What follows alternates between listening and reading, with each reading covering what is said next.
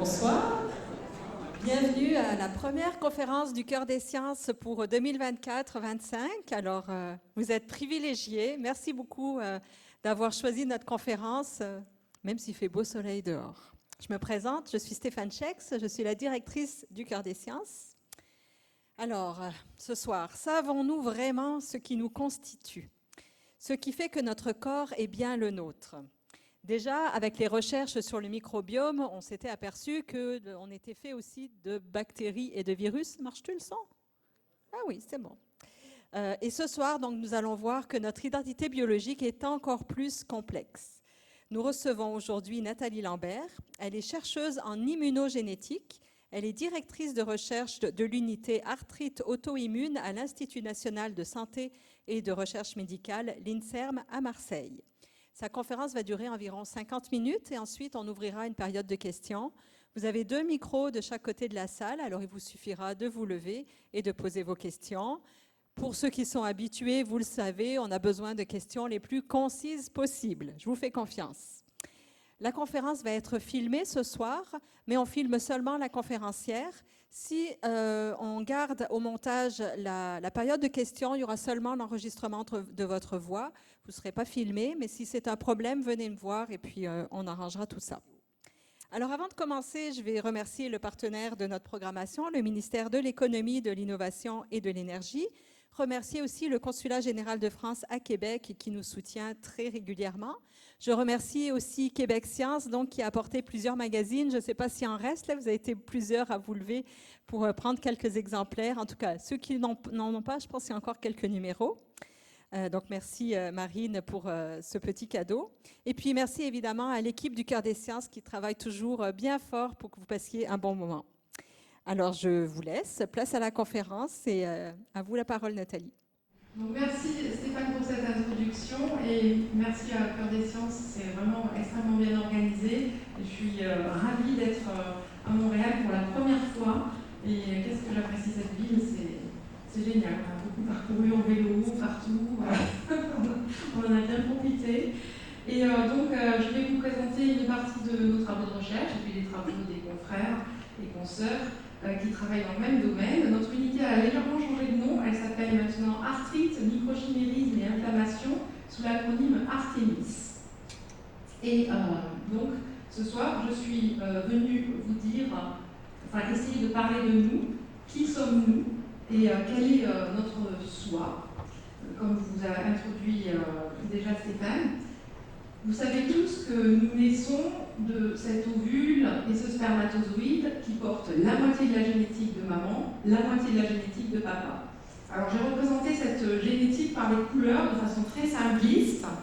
Vous voyez ici donc cette maman qui a une génétique rouge et une génétique bleue et son ovule va prendre soit le rouge, soit le bleu. Et la génétique de papa qui est représentée en gris et en vert et va prendre soit la partie grise, soit la partie verte. Et donc, ça nous donne 4 cas de figure.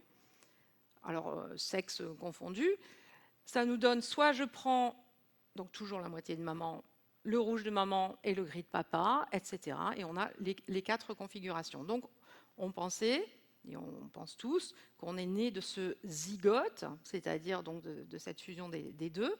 Et puis, de ceci va naître une cellule, puis 2 cellules, puis 4 cellules, puis 8 cellules, et ainsi de suite. Et tout ceci va se multiplier pour avoir nos 40 000 milliards de cellules qui sont en nous et constituent notre organisme, notre corps.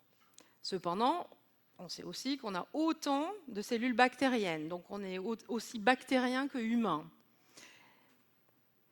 Oui. Et est-ce qu'on pourrait avoir d'autres cellules que les nôtres? Est-ce qu'on pourrait héberger d'autres cellules humaines? Eh bien, la réponse est oui, mais comment pouvons-nous les acquérir? Nous allons voir aussi quand pouvons-nous les acquérir, quelles sont ces cellules et comment les détecter et enfin et surtout, que font-elles? Que sont-elles capables de faire? Alors, comment on va les acquérir, ces cellules autres que les nôtres? il y a deux façons de les acquérir. Une façon artificielle, ça peut être à la suite d'une transplantation d'organes ou d'une transfusion sanguine, où on peut acquérir des cellules. Les cellules du donneur, par exemple, de rein, vont migrer et vont se loger chez nous et vont rester ad vitam aeternam dans notre organisme. On peut également les acquérir de façon naturelle, et ceci sera via la grossesse. Et je reviens sur ce... Alors, pardon. De façon artificielle, on parlera souvent d'un chimérisme, parce qu'il y aura des cellules quand même en assez grande quantité, suffisamment en tous les cas pour les voir, supérieures à 1%, ou 0,1%. Et quand on aura une acquisition naturelle via la grossesse, ça sera un microchimérisme. C'est en toute petite quantité. On reviendra sur cette définition. Et donc, ce trafic cellulaire transplacentaire, il est bidirectionnel. Alors, nous avons tous appris dans nos livres de biologie que le placenta était complètement hermétique et ne laissait pas passer les cellules, qu'il ne laissait passer que l'oxygène, qu'il ne laissait passer que les nutriments, etc. Pas du tout. Tout ce qu'on nous a expliqué jusque-là dans nos livres de biologie est faux, et ça fait très longtemps maintenant qu'on le sait. Ce placenta n'est pas hermétique, il laisse passer les cellules, et ce trafic, il est bidirectionnel, c'est-à-dire que vous avez tous fait ce petit stage in utero, ou alors vraiment c'est très spécial, et vous avez donc laissé des cellules fétales à votre maman pendant cette grossesse, cet échange s'est fait. Et inversement, votre maman vous a envoyé des cellules maternelles. Elles sont représentées par les petits points orange ici dans ce fœtus qui est bleu. Et les cellules fétales sont en bleu. Donc ce trafic est bidirectionnel. On va revenir juste un instant sur ce mot microchimérisme.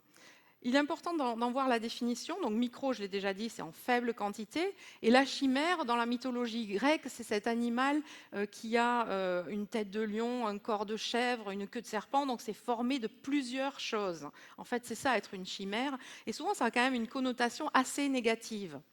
Et peut-être que de cette connotation et de cette dénomination du chimérisme, on en a retenu un peu l'aspect un peu néfaste et négatif. Mais je vous ferai voir que la chimère n'est pas toujours mauvaise. Et donc en génétique, eh bien, de la même manière, on peut être constitué de cellules qui ne nous appartiennent pas directement, qui ne sont pas complètement de notre génétique. Et donc, on est constitué de cellules différentes qui possèdent un ADN étranger au nôtre, ou à moitié étranger, plus exactement. Alors, ce qui est assez étonnant, c'est que ce phénomène est commun à tout mammifère, c'est-à-dire quel que soit le type de placenta. Parmi les mammifères, il y a 3 types de placenta. Le nôtre, qui est hémochorial, c'est-à-dire vous avez... Alors, le placenta, ce qu'il faut savoir, c'est que c'est issu, il y a à la fois des cellules maternelles et des cellules fétales. Et vous avez donc les cellules fétales qui sont directement au contact du sang maternel. Vous voyez, le sang maternel, c'est en bas, représenté avec les petites cellules rouges. Et vous avez au contact donc, de ce sang maternel les villosités placentaires fétales qui sont bordées de ces cellules qu'on appelle trophoblastes qui vont migrer, et quand ils migrent vraiment vers le sang maternel, un peu en doigt de gant, comme ça, comme des petites villosités, ces trophoblastes s'appellent les syncytiotrophoblastes, très exactement, et ils vont attirer la circulation sanguine maternelle pour pouvoir aider au fœtus à ce qu'il puisse se développer.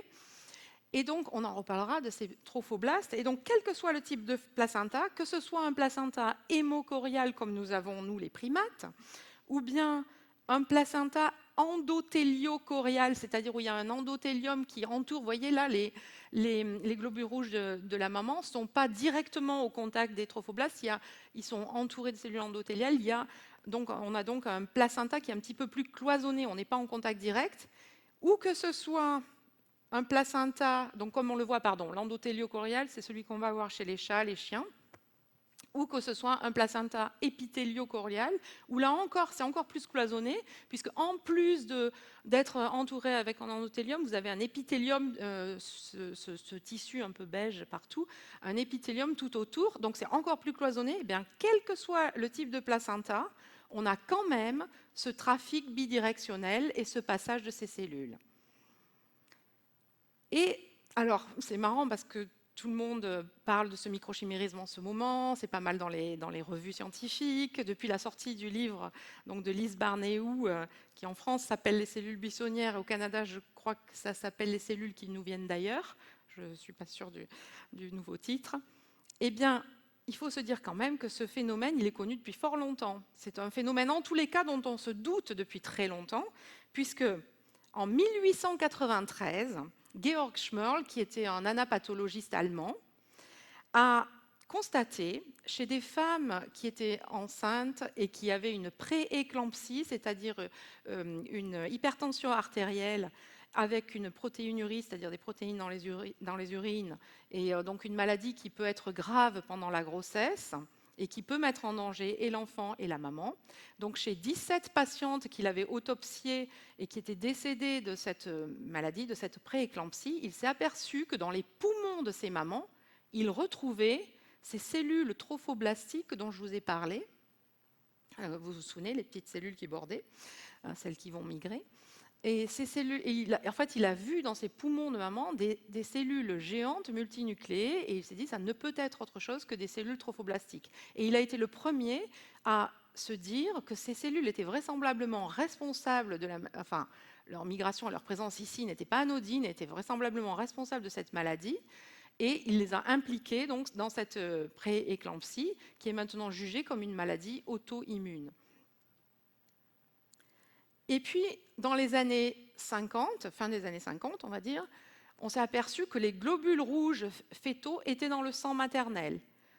Un petit peu plus tard, ce sont les globules blancs, les lymphocytes qu'on retrouvait dans le sang maternel, dans les fin des années 60. Et là, on s'est dit, oula, mais si on retrouve les lymphocytes dans le sang maternel pendant la grossesse, ça pourrait servir pour un diagnostic prénatal. On fait une prise de sang, et on pourrait s'en servir de ces lymphocytes qui migrent pour pouvoir voir s'il y a un problème de trisomie, etc. Donc là a commencé tout le champ des possibilités à se dire est-ce qu'on ne pourrait pas s'en servir pour le diagnostic prénatal. Et puis, fin des années 70, pratiquement début des années 80, on a commencé à essayer de mettre au point des méthodes pour le détecter, ce microchimérisme, pour détecter ces lymphocytes fœtaux. Et vraiment, le grand boom est apparu sur à peu près 10 années, entre 1993 et 2003, où il y a eu d'abord le grand boom de la PCR. C'est ce dont vous avez entendu parler avec la Covid, vous en avez beaucoup entendu parler, de cette amplification de l'ADN, ou quelque chose qui est peu présent, comme quand il y avait le virus pour la Covid, ou qu'on va chercher à amplifier au maximum pour le voir, pour finir. C'est un peu, comme disait Stéphane, quand je lui parlais de ça, elle me disait, ah oui, c'est comme mettre la loupe sur quelque chose. Oui, c'est exactement ça, on met la loupe sur quelque chose. Et donc, ça a vraiment été une période faste dans ces 10 années-là. Et bien sûr, depuis, ça continue. Mais c'est pour vous dire que ce microchimérisme, ce n'est pas tout nouveau non plus. Et ça m'amuse quand je vois nouveaux phénomènes. Et je vous ai dit donc que ce microchimérisme passait pendant la grossesse. Mais le plus étonnant, c'est qu'il persiste à long terme. Et la première personne qui est mise en évidence ceci est Diana Bianchi à Boston, qui, justement, en cherchant à faire du diagnostic prénatal, elle était en train d'étudier le sang d'une dame qui était enceinte d'une petite fille. Et elle s'est rendue compte que quand elle analysait le sang de cette maman, elle retrouvait du microchimérisme masculin. Je vous rappelle que la dame était enceinte d'une petite fille. Et elle a su par la suite que cette maman, en fait, avait donné naissance au préalable à un petit garçon. Et donc, elle s'est posé la question de savoir est-ce que ces cellules auraient pu persister de cette première naissance et se retrouver encore dans le sang maternel à la deuxième grossesse. Ce qu'on est en train d'observer dans ces lymphocytes sont des cellules masculines de la première grossesse. Et elle a poursuivi l'étude pour s'apercevoir que, ben oui, jusqu'à 27 ans après l'accouchement, alors peut-être certaines d'entre vous ont des enfants et ont donc vraisemblablement encore ces cellules fœtales qui persistent à long terme, qui peuvent persister d'une grossesse qui est arrivée à terme, mais également d'une... Je parle trop fort, non, ça va. Non, J'ai cru que le micro était baissé, comme je parle un peu fort des fois. Mais également d'une grossesse qui n'est pas arrivée à terme. Ça peut être d'une fausse couche, d'une IVG. On peut garder également ces cellules microchimériques fœtales. La persistance à long terme se fait également du côté maternel. Vous avez donc, comme on le disait, tous fait ce petit stage in utero, mais vous avez encore les cellules de votre maman qui persistent à long terme. Et celle qui l'a montrée, c'est Lee Nelson, chez qui j'ai fait mon post-doctorat. Après mon doctorat donc en France, je suis allée à Seattle faire mon post-doctorat. Et Lee Nelson a mis en évidence en 1999 que ce microchimérisme maternel persiste à long terme chez les individus immunocompétents. Parce que jusque-là, ça avait été mis en évidence, mais que on pensait que c'était que chez les gens qui étaient, chez les enfants d'ailleurs, qui étaient immunodéficients, c'est-à-dire qui n'étaient pas capables d'une certaine immunité. Donc les immunocompétents, en gros, c'est vraisemblablement tous ceux d'entre nous, c'est tout sujet qui est en bonne santé. Donc chacun d'entre nous a ces cellules microchimériques maternelles qui persistent. Et donc, ce microchimérisme, il est intergénérationnel, c'est-à-dire que chaque enfant, donc l'enfant, alors là ça va être compliqué parce qu'il faut que je dise de gauche, de droite, et moi je mélange la droite et la gauche, donc déjà à l'envers, et le voyant là, ça risque de donner un peu n'importe quoi, mais donc cet enfant ici, vous voyez, qui a hérité du rouge de maman et du gris de papa, a laissé des cellules rouges et grises à sa maman. Puis le deuxième enfant, qui est bleu et gris, a laissé des cellules bleues et grises à sa maman. Puis le troisième enfant va en laisser des vertes et bleues. Et enfin, le quatrième enfant, des rouges et vertes. Et inversement, comme je vous l'ai expliqué, la maman va laisser à tous ses enfants des cellules microchimériques rouges et bleues. Jusque-là, tout le monde suit. Donc ça y est, vous êtes des vrais généticiens, hein. Donc on a dit les sources microchimériques naturelles qu'on peut acquérir vont de la mère vers l'enfant, de l'enfant vers la mère, mais également entre jumeaux. Il y a des échanges gémellaires, c'est connu depuis très longtemps chez la vache. Et d'ailleurs, chez la vache, c'était quelque chose que les éleveurs donc, connaissaient bien.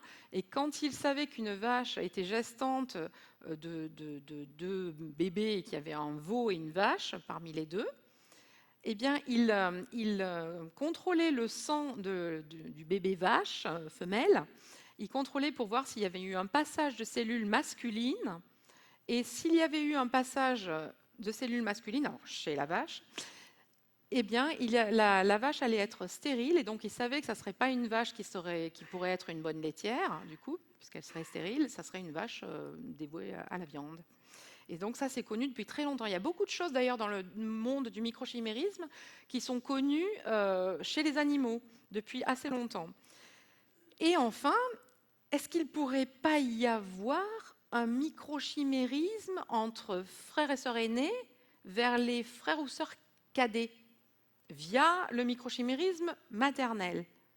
Alors, la première fois où ça a été mis en évidence, et d'ailleurs, ce n'est pas encore vraiment mis en évidence chez l'homme. Je vous expliquerai comment est-ce qu'on pense que ça marche, mais on n'est pas encore tout à fait sûr. La première fois, en tous les cas, où ça a été mis en évidence, c'est chez les chiens. C'était une portée de teckel. Maman teckel avait eu toute une portée avec des mâles et des femelles. Et puis, sa deuxième portée, elle n'a que des femelles. Et là, on teste le sang de toutes ces femelles et on s'aperçoit que dans leur sang, elles ont des cellules microchimériques masculines. La deuxième portée où il n'y avait que des filles. Donc, elles avaient des cellules microchimériques masculines issues des enfants de la première portée, enfin des chiots de la première portée. Et donc, chez l'homme, on pense vraisemblablement que la même chose peut se produire, où, bien évidemment, cette jeune femme, donc, quand elle était in utero, a donné des cellules à sa maman, et quand maman a son deuxième enfant et qu'elle passe des cellules maternelles rouges et bleues à son deuxième enfant, elle passe aussi des cellules de sa première fille. Et donc, ça paraît assez logique. Et là, il y en a qui commencent à calculer, qui ne vont plus m'écouter. Oh, Mais je suis le dernier de la fratrie.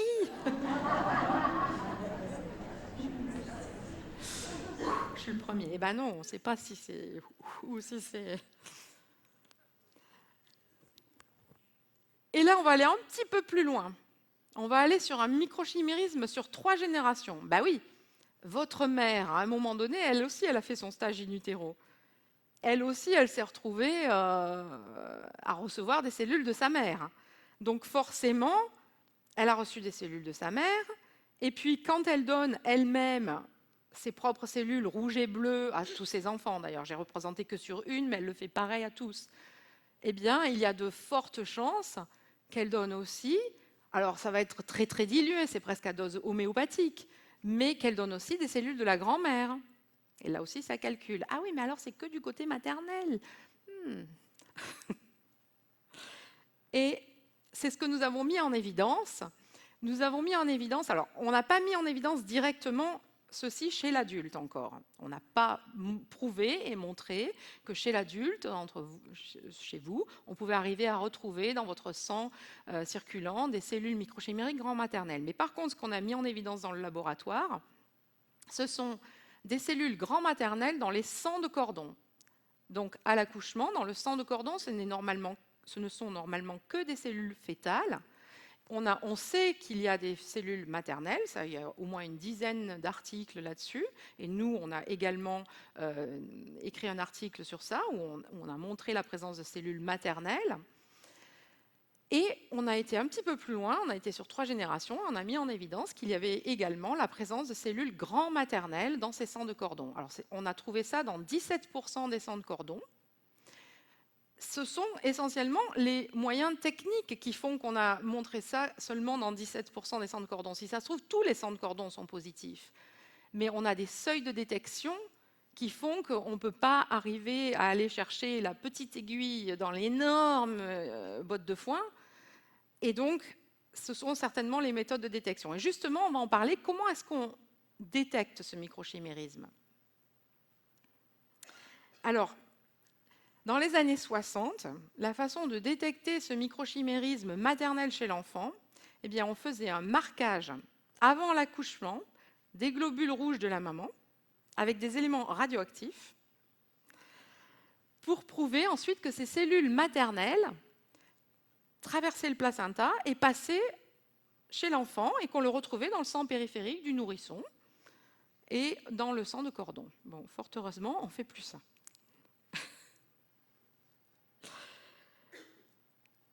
Les essais, au tout début, étaient basés sur la différence de sexe entre la mère et l'enfant. Donc, c'était plus une recherche sur les cellules fétales chez la mère. Et vous le savez certainement, nous, les femmes, nous avons donc ces 23 paires de chromosomes, dont les 2 chromosomes qui sont sexuels, et nous avons donc 2 chromosomes X. Et les garçons, eux, n'ont pas 2 chromosomes X, ils n'en ont qu'un. Et ils ont un chromosome Y qui vient de leur papa. C'est celui qui a la testostérone et tout ça et tout ça. Donc ce chromosome Y, c'est ce qui fait la différence en génétique. Enfin, c'est pas la seule différence qu'il peut y avoir en génétique entre la mère et son enfant, mais c'est une façon facile de détecter du microchimérisme. Chercher des cellules masculines dans un échantillon sanguin féminin, le plus facile, c'est de voir ce chromosome Y. Alors, justement, je dis de le voir parce qu'au tout début et encore, on fait de la fluorescence in situ. C'est-à-dire, vous allez marquer le chromosome X, c'est celui qui est le plus grand. Le chromosome Y, il est tout petit. Le chromosome X, il est marqué avec une fluorescence rouge. Le chromosome Y, il est marqué avec une fluorescence verte. Et donc, on voit ici des noyaux de cellules. Quand il y a 2 points rouges, c'est une femme parce qu'il y a 2 X. Quand il y a un point rouge et un point vert, ce sont des cellules masculines parce qu'il y a un Y. Voilà, maintenant, vous êtes, en plus d'être des généticiens, vous savez faire de la fluorescence in situ.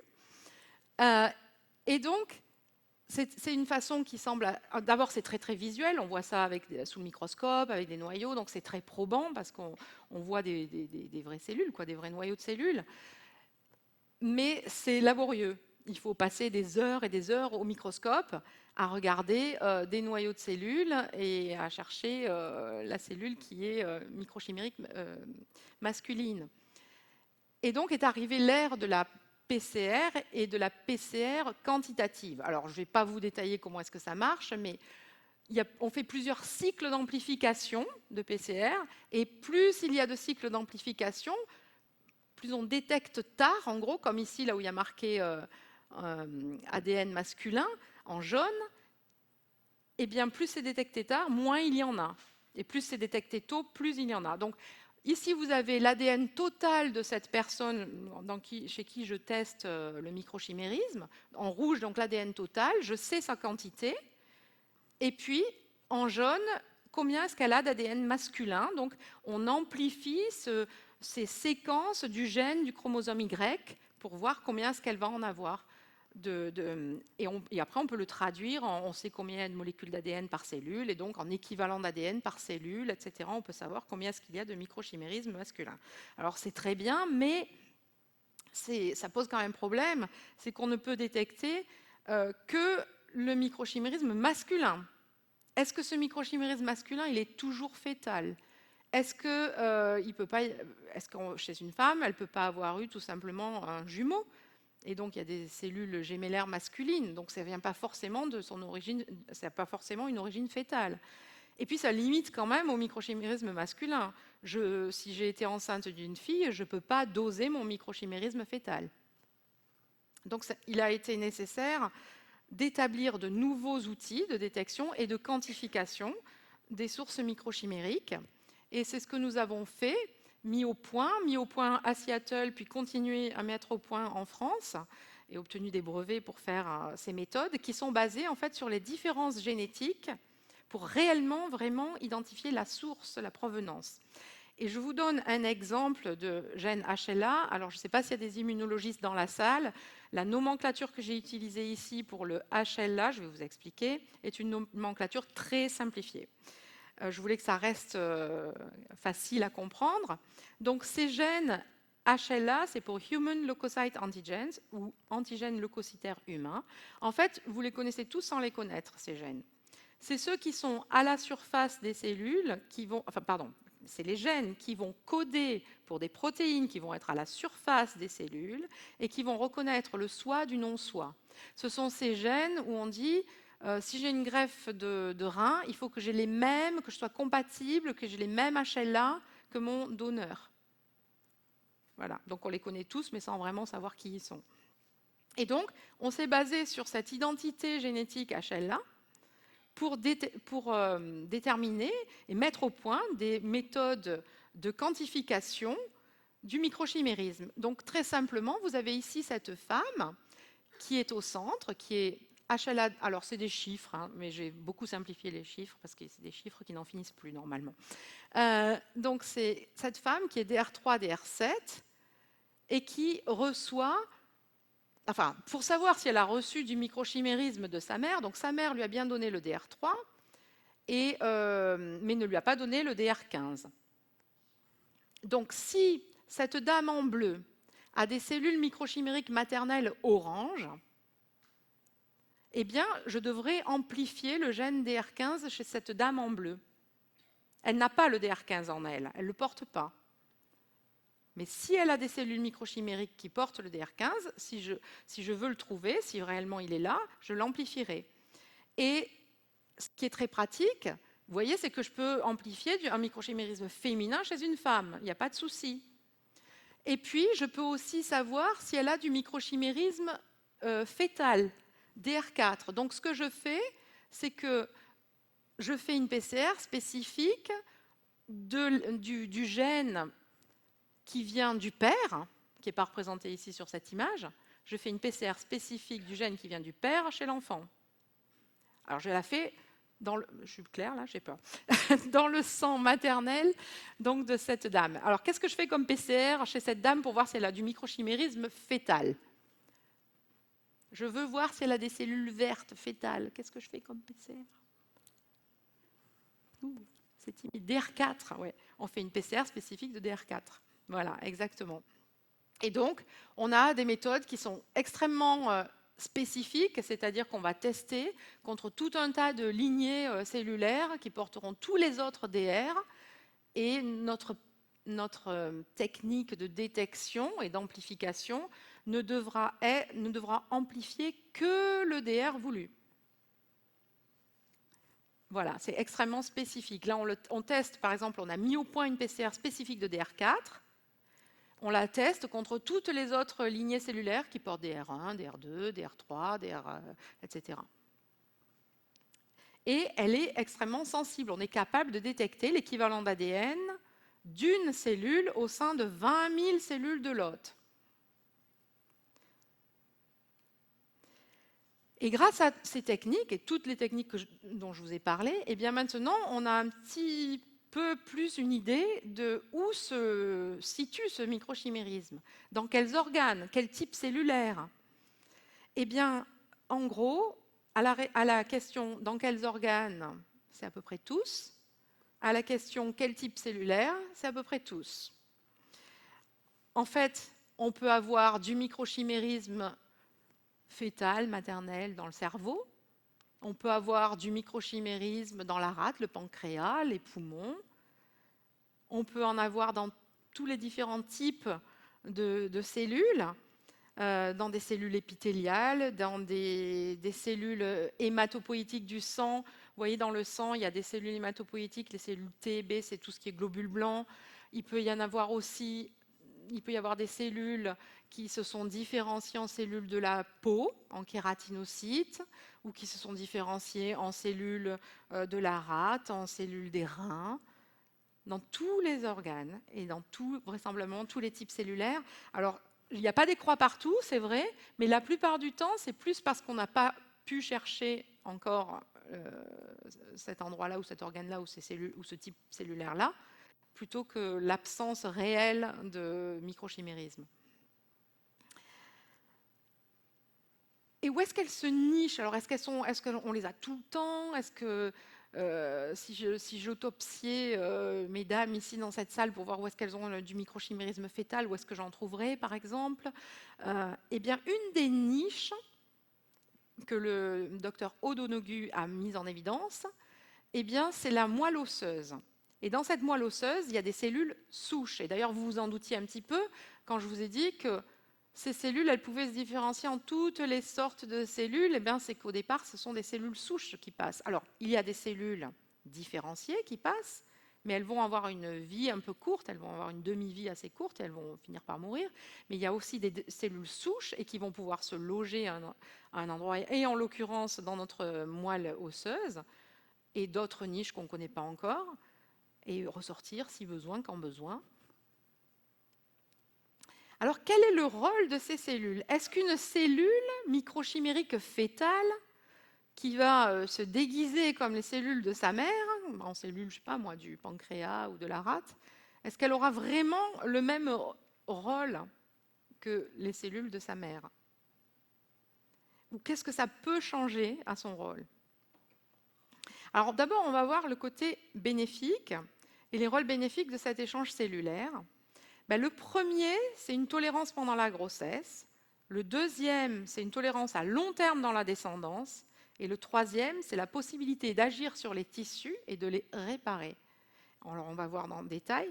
Le premier, la tolérance pendant la grossesse, oui, il faut bien le tolérer, ce fœtus-là. Il est quand même à moitié différent. Il a, le DR3 que maman lui a donné, donc ça va, ils ont le même tous les deux. Mais par contre, le DR4, maman, elle le reconnaît comme étranger, hein, le DR4 paternel. Et si on lui greffait une greffe de peau bleue comme ça, apportant exactement cette génétique DR3, DR4, maman la rejetterait directement, la greffe de peau.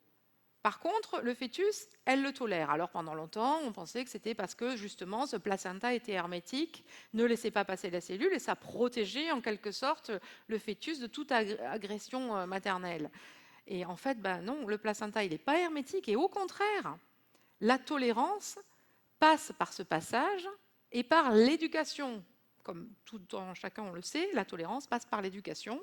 Eh bien, la tolérance d'un fœtus génétiquement différent, ça passe aussi par l'éducation parce que ces cellules fétales qui traversent le placenta, elles vont vers le thymus de la maman, c'est l'école de la tolérance, c'est là où les lymphocytes T vont être faits et vont aider donc à cette immunité. Et donc, ces cellules fétales vont envoyer des messagers pour que maman apprenne à tolérer cet enfant. Et donc, ces cellules fétales trophoblastiques, elles vont imposer à la mère de les tolérer en allant vers son thymus, comme je vous ai dit. Et donc, la maman va faire, je ne l'ai pas mis sur la diapo, mais la maman va donc faire ce qu'on appelle des lymphocytes T régulateurs. Il y a les lymphocytes T, les petits soldats qui attaquent, et puis il y a les policiers qui disent « stop, on n'attaque plus là ». Et donc, c'est exactement ce qui se passe, c'est qu'on a donc ces lymphocytes T régulateurs qui vont éviter une action, une cytotoxicité envers le fœtus. Et inversement, les cellules maternelles, elles vont migrer dans les ganglions lymphatiques du fœtus et elles vont induire le développement de ces lymphocytes T régulateurs. Donc maintenant, vous êtes aussi immunologiste et vous savez ce que c'est un lymphocyte T régulateur qui va supprimer donc cette immunité fétale antimaternelle. Et cette tolérance maternelle, eh ben, ce qui est extraordinaire, c'est qu'on l'a à long terme. C'est-à-dire que vous me croyez ou non, mais vous êtes toujours tolérant à votre mère. Et cette tolérance à long terme dans la descendance, eh bien, je vous l'explique ainsi. On reprend notre petit schéma. On va se situer ici. On va dire que c'est moi, ici, là. Je suis en rouge et gris, donc toujours pareil. J'ai hérité du rouge de maman et j'ai hérité du gris de papa. Et un jour, j'ai besoin d'une greffe de rein. Mais je n'ai pas le donneur parfait, qui est rouge et gris comme moi. Et on regarde dans ma fratrie. Eh bien, on sait très bien que dans ma fratrie, si ma sœur cadette, qui est très gentille et qui veut bien me donner son rein, me donne son rein, qui est moitié comme moi, il est rouge, hein, mais il a l'autre moitié qui est différente, qui est verte, eh bien, ça ne va pas marcher, je ne vais pas le tolérer. Maintenant, si mon frère cadet veut me donner son rein, pareil, il a la moitié comme moi, gris, on est pareil pour le gris, mais par contre, il est différent de moi pour le bleu. Mais ce bleu, je le connais. J'ai été éduquée in utero. Je le tolère, et donc la greffe de rein se passera bien mieux. Alors, ce n'est pas l'idéal. L'idéal, c'est d'avoir un donneur qui soit parfaitement identique. Mais c'est une solution qui peut aider en transplantation. Et surtout, ce qui est extraordinaire, c'est de se dire qu'on est tolérant à notre mère à long terme. Ensuite, la possibilité d'agir sur les tissus et de les réparer. Eh bien, ici, vous avez un modèle murin. Alors, c'est une souris qu'on appelle souris sauvage, donc il n'y a aucune mutation, quoi que ce soit, qu'on a croisée avec un mâle qui était fluorescent, lui. Et donc, tous ces bébés sont fluorescents. Et là, vous la voyez, elle est gestante. Ici, elle est en début de gestation, tout en haut, là. Et donc, il y a un petit peu de fluorescence. Et puis là, elle est vraiment très, très gestante. Et d'ailleurs, vous voyez, elle est très, très large. Et ce sont des images qu'on a in vivo. L'animal n'est pas tué, ni quoi que ce soit. On voit cette fluorescence in vivo sous des systèmes spéciaux. Mais on peut arriver à faire de l'imagerie in vivo de cette fluorescence. Et ici, vous avez cette souris. Alors, ce qui est assez extraordinaire, c'est que ce qui a donné lieu à un très beau papier de l'équipe de Célimar Actingy à Paris, eh bien, c'est qu'au tout départ, ça a été un peu accidentel, la trouvaille. Ce qu'ils ont mis en évidence, c'est qu'il y avait une souris qui s'était blessée à l'oreille, et ils ont observé, et donc bien sûr reproduit l'expérience, que toutes les cellules, il faut regarder du bas vers le haut, les cellules microchimériques fluorescentes, donc les cellules fétales, migraient vers l'oreille endommagée, migraient et s'y accumulaient, et pas du tout à l'autre oreille. Elles vont pour réparer le tissu. Et ces cellules fétales progénitrices sont capables de réparer des plaies. Et si quelques-unes d'entre vous ici ont eu une césarienne, eh bien, on retrouve au niveau de la cicatrice de la césarienne des cellules fétales en origine. On peut retrouver, si vous avez eu un petit garçon, des cellules masculines dans cette césarienne. Et justement, le travail de Céline Maracangi et de son équipe à Paris est d'en faire un espoir thérapeutique parce que ces cellules, elles sont attirées au site d'inflammation. C'est-à-dire que quand il y a inflammation, il y a ce qu'on appelle des chymokines, ce sont des molécules qui vont attirer, qui vont appeler à ce que les cellules viennent. Et les cellules fétales, de l'autre côté, ont les récepteurs à ces chymokines. Donc elles vont arriver, mais elles ont des récepteurs en plus grande quantité à la surface de à leur surface membranaire que des cellules adultes. Et donc elles seront les premières à arriver sur le lieu de l'inflammation. Et donc, ça pourrait être un espoir thérapeutique, par exemple, pour des personnes qui ont des plaies issues de diabète, qui ont du mal à cicatriser, et imaginez donc des chymokines à ajouter pour que ces cellules puissent arriver à aider et à cicatriser, et donc à aider à la réparation tissulaire. Mais est-ce qu'à tout ça, là, je vous ai donné tous les bons côtés de ce microchimérisme, ou est-ce qu'il y aurait un revers de la médaille?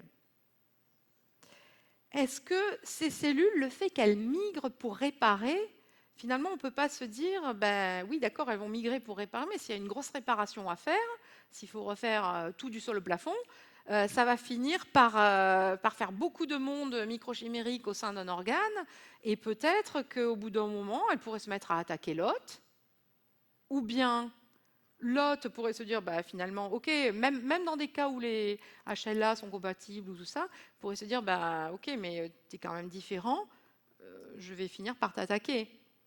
Donc, est-ce que ça pourrait engendrer ce que l'on appelle finalement peut-être à mauvais escient une maladie auto-immune? Alors pourquoi la dénomination n'est pas tout à fait juste finalement, si on le regarde comme ça? Ce n'est pas vraiment auto-immune dans ces cas-là. Parce que la définition classique d'une maladie auto-immune, c'est qu'on va se mettre à attaquer contre soi. Et la définition exacte, c'est que ces maladies résultent d'un dysfonctionnement du système immunitaire qui va conduire ce dernier à s'attaquer aux constituants normaux de l'organisme. Normaux, est-ce que c'est une attaque contre soi ou est-ce que c'est une attaque contre le soi étendu, contre ces cellules microchimériques? Et trois des caractéristiques des maladies auto-immunes, généralement, elles se développent sur un terrain génétique particulier, et en l'occurrence, ces fameux gènes HLA dont je vous parle tout le temps. Donc, il y a souvent des gènes HLA qui sont de prédisposition à la maladie. Dans ces maladies, on a généralement une production d'auto-anticorps spécifiques de la maladie qui vont aider au diagnostic. On fait un prélèvement sanguin et on peut savoir quels auto-anticorps on a et du coup quelle maladie on a. Et une prépondérance des femmes. Ce sont souvent les femmes qui sont atteintes par ces maladies auto-immunes. Et d'ailleurs, si on prend l'ensemble des maladies auto-immunes, le ratio femmes en rose, hommes en bleu est beaucoup plus important pour les femmes.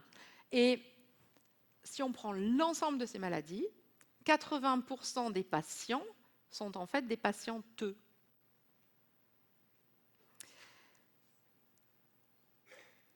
Et qu'est-ce qu'on vient de dire jusqu'à présent? On a expliqué que il y avait cet échange bidirectionnel pendant la grossesse, et puis on est tous avec ce pool de cellules maternelles représentées par les petits points orange, et puis si on est une femme gravide, eh bien on a également la présence de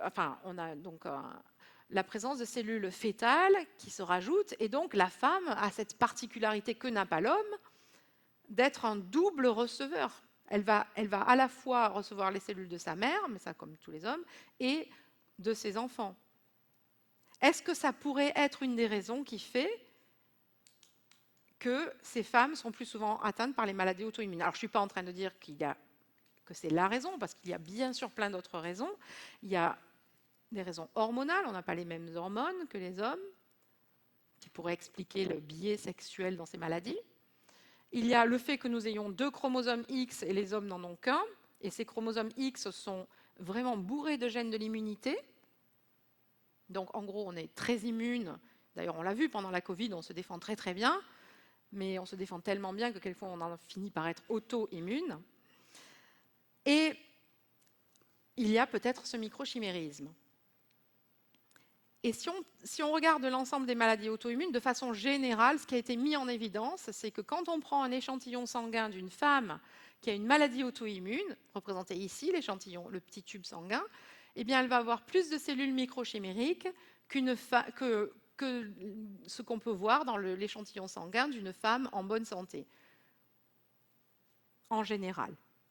Et, comme je vous l'ai dit, pardon, je reviens encore là-dessus, on retrouve dans tous les types cellulaires. On s'était dit, par exemple, dans une maladie qui est la sclérodermie, qui a été une des premières dans laquelle on a étudié ce microchimérisme fœtal, on s'était dit, si c'est une maladie où ce sont les cellules microchimériques qui attaquent l'hôte, on va retrouver essentiellement ces cellules microchimériques dans les lymphocytes T.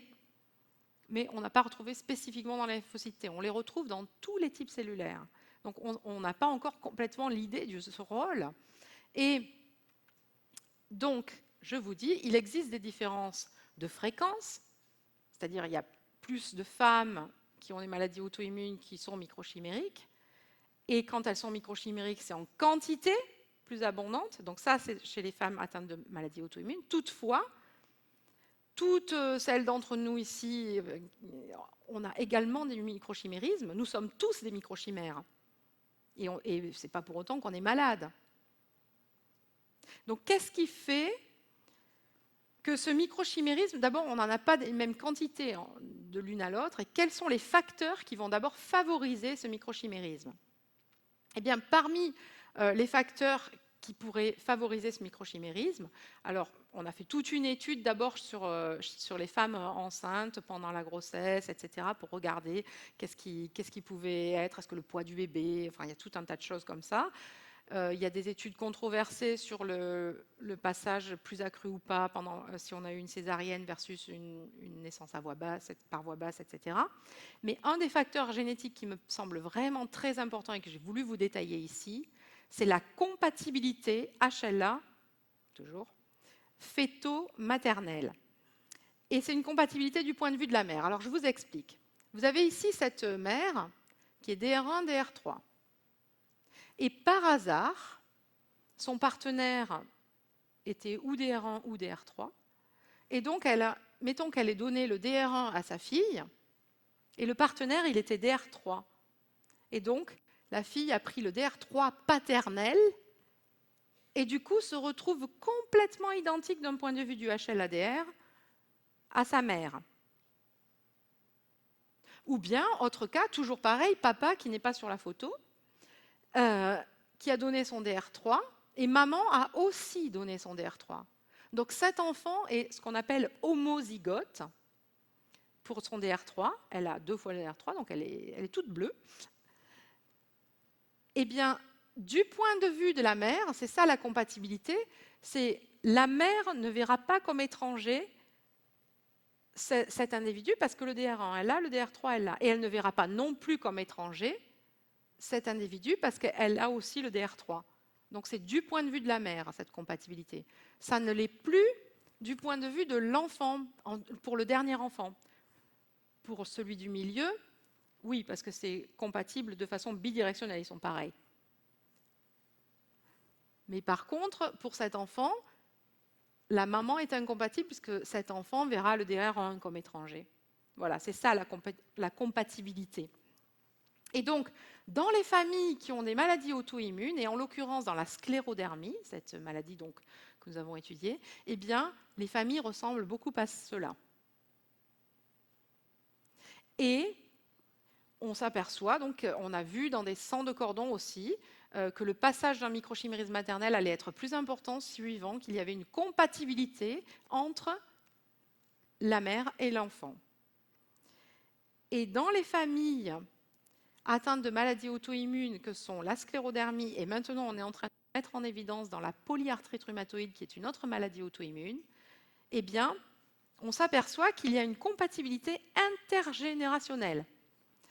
Alors, ça complique un petit peu les choses, c'est-à-dire que cette maman ici au milieu, elle n'est pas compatible avec sa mère, puisqu'elle voit le DR4 comme étranger. La mère n'est pas compatible avec sa fille, puisqu'elle voit le DR3 comme étranger. La même chose pour l'enfant, les mères et enfants ne sont pas compatibles dans aucun des deux sens. D'accord ? Mais cette femme-là, au milieu, va hériter de petites cellules rouges et jaunes maternelles et de petites cellules rouges et jaunes de l'enfant fœtal. Donc elle va être double receveur des cellules de sa mère et des cellules de son enfant, ces cellules-là sont absolument HLA identiques. Et ça, c'est ce qu'on observe dans les familles atteintes de maladies comme la sclérodermie, donc, et qu'on est en train de mettre en évidence dans les familles de femmes atteintes de polyarthrite rhumatoïde. Donc j'en viens justement à cette maladie. La polyarthrite rhumatoïde, c'est une maladie auto-immune, ça vous l'avez compris, qui est d'origine inconnue et où là, le ratio femmes-hommes est de 3 femmes pour un homme et l'incidence est entre 35 et 55 ans. Et tout démarre au départ par une inflammation chronique de la membrane synoviale. Vous imaginez vos os, comme ça, avec le cartilage ici, sur chacun des os, et au milieu, entre les deux cartilages, vous avez un petit coussin qui est la membrane synoviale. Et tout commence ici, dans cette membrane synoviale, où il va y avoir une inflammation qui va dégrader le cartilage et qui va ensuite dégrader également l'os sous-jacent. Ce n'est pas comme l'arthrose où tout commence dans le cartilage. Donc là, ça commence dans la membrane synoviale. Et donc, on a souvent une atteinte bilatérale et symétrique avec des déformations des mains. Et dans cette maladie, je vous disais, il y a souvent, dans toutes les maladies auto-immunes, il y a des prédispositions génétiques. Et 90% des patients ont au moins un allèle HLA de susceptibilité, DR1 ou DR4, qui sont les allèles de susceptibilité. Alors j'ai mis un petit nota bene pour la vraie dénomination scientifique de ces allèles. Mais ce qui m'a intéressé, moi, c'est de me dire, si 80% des sujets ont soit 2 doses de gènes de susceptibilité, que j'ai représenté en rouge, hein, les gènes de susceptibilité, 2 doses ou une dose, etc. Mais ça veut dire que si 80% des patients ont donc cette susceptibilité, ça veut dire que 20% ne l'ont pas, cette susceptibilité. Et pourtant, ils ont la maladie. Est-ce que ces patientes-là pourraient acquérir la susceptibilité génétique via soit le microchimérisme maternel, soit le microchimérisme fœtal? Et c'est ce que nous avons mis en évidence il y a déjà plusieurs années, où nous avons testé et quantifié ce microchimérisme DR4, donc porteur de la susceptibilité génétique, chez des sujets qui ne portaient pas dans leur propre génome ce DR4. Ils étaient tout autre chose, DR3, 7, 11, 12, tout ce que vous voulez. Et donc on a testé 48 femmes atteintes de polyarthrite rhumatoïde qui sont ici représentées par les petits points rouges, et 64 sujets contrôles représentés par les petits triangles noirs. Ici, c'est la quantification du microchimérisme qu'on trouve par millions de cellules de l'hôte. Ça veut dire que celle tout en haut, là, elle a 5% de cellules microchimériques.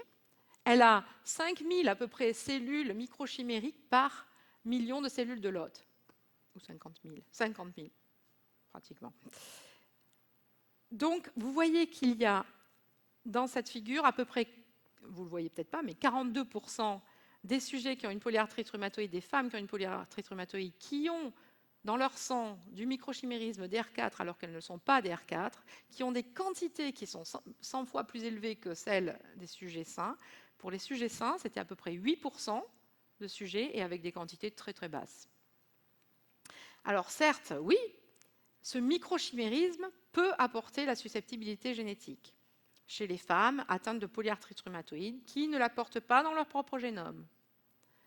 Et cette étude a été confirmée par le groupe de Lee Nelson à Seattle et confirmée aussi par des études épidémiologiques, c'est-à-dire où on a regardé toute une flopée de milliers de femmes atteintes de polyarthrite rhumatoïde et on s'est aperçu qu'en effet, elles avaient plus souvent un enfant qui portait cette génétique que chez les sujets normaux, et en corrigeant les statistiques par le fait qu'évidemment, si elles-mêmes ont la susceptibilité, elles vont le transmettre plus facilement et avoir plus souvent un enfant qui porte la susceptibilité. Donc en corrigeant malgré tout cela, on s'aperçoit donc que avoir un enfant qui porte cette susceptibilité chez la femme atteinte de polyarthrite rhumatoïde est quelque chose qui peut être à risque pour développer la maladie.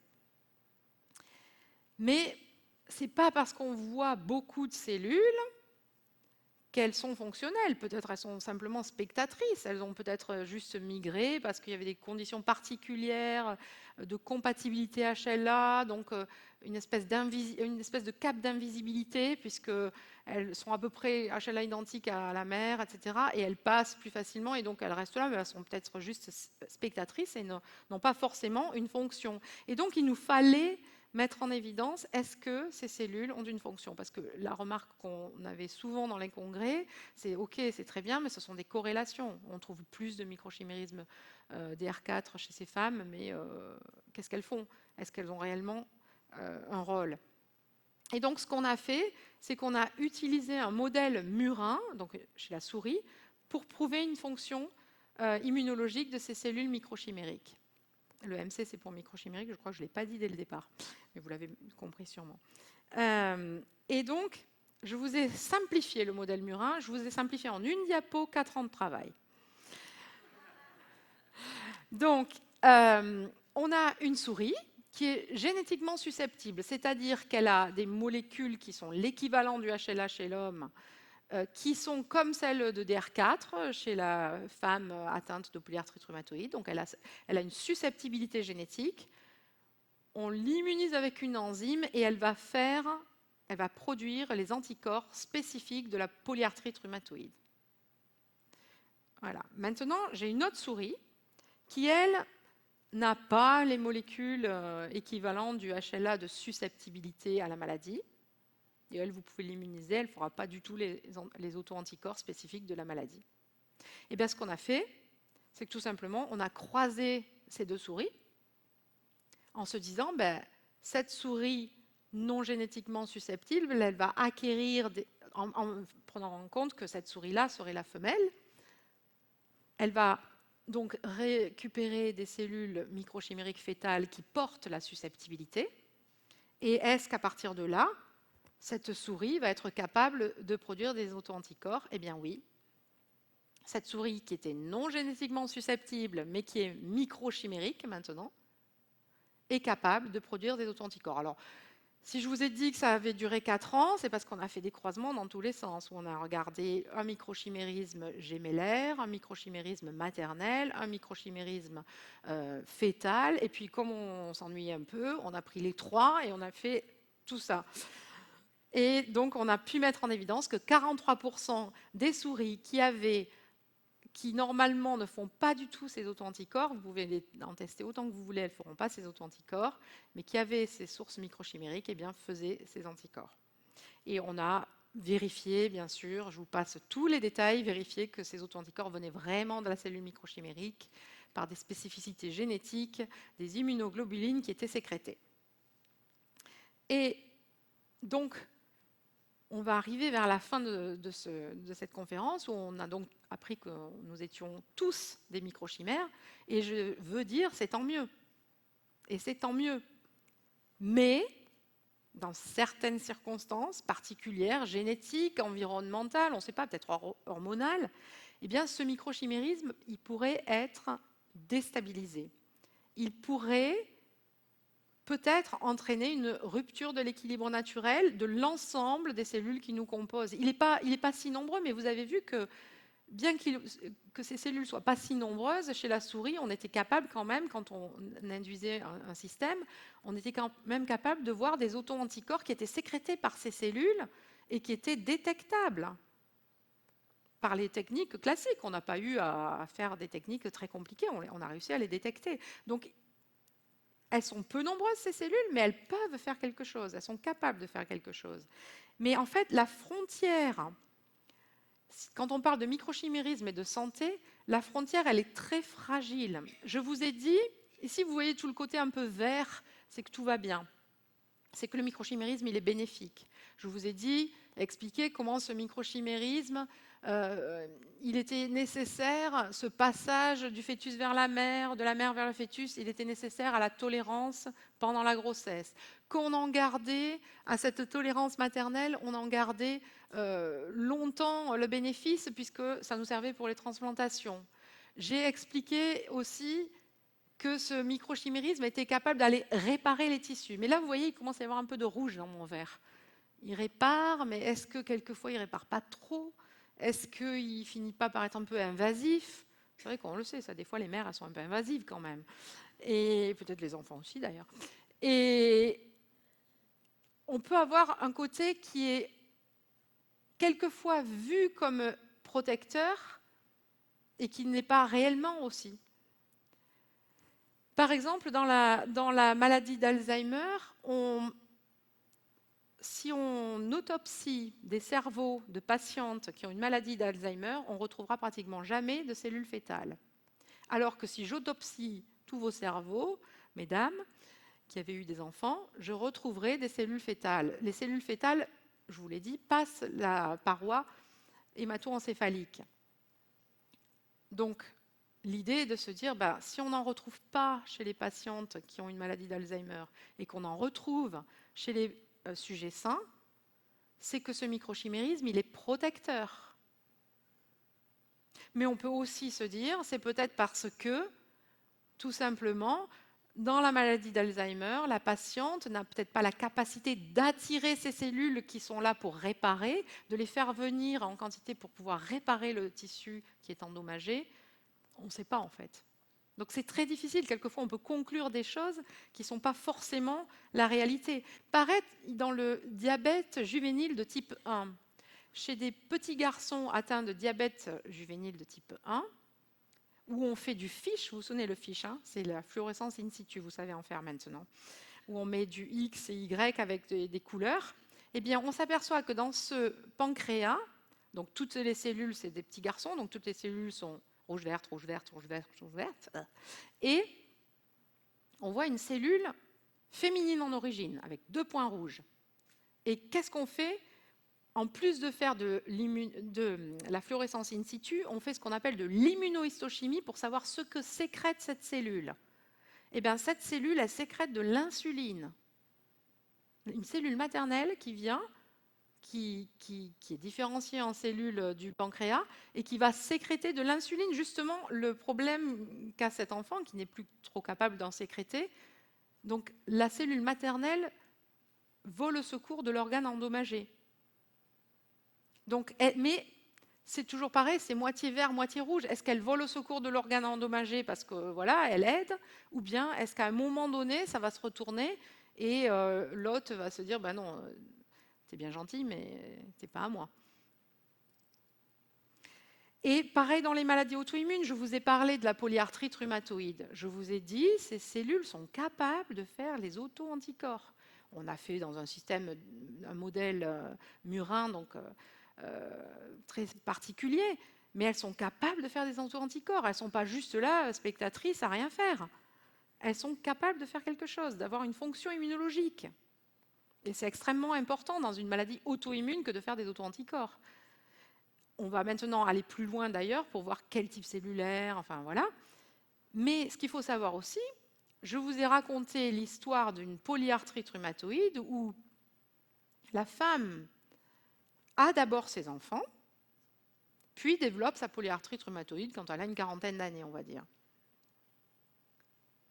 Mais il y a des cas où, on rembobine, je rembobine, où la femme est d'ailleurs assez génétiquement prédisposée, développe la maladie très jeune, puis a ses enfants. Et bien pendant la période où elle est enceinte, elle va avoir, dans 70% des cas, une rémission de la maladie.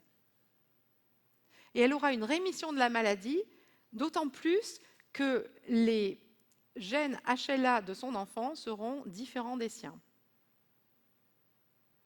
Donc, vous voyez que la frontière est très très fragile et qu'on peut avoir aussi bien un effet bénéfique ou néfaste, et c'est vraiment vraisemblablement plutôt une question d'homéostasie, mais en tous les cas, ça donne un énorme espoir thérapeutique parce qu'on se dit, ça n'est pas...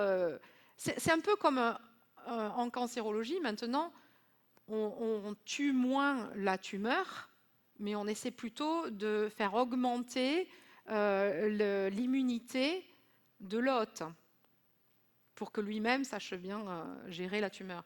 Eh bien, peut-être que ce microchimérisme donc, est un espoir thérapeutique où on pourrait avoir la possibilité d'une thérapie naturelle.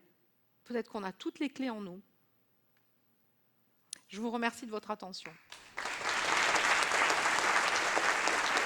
Merci beaucoup d'avoir passé la soirée avec nous. La prochaine conférence, c'est le 3 octobre. Bon retour à la maison.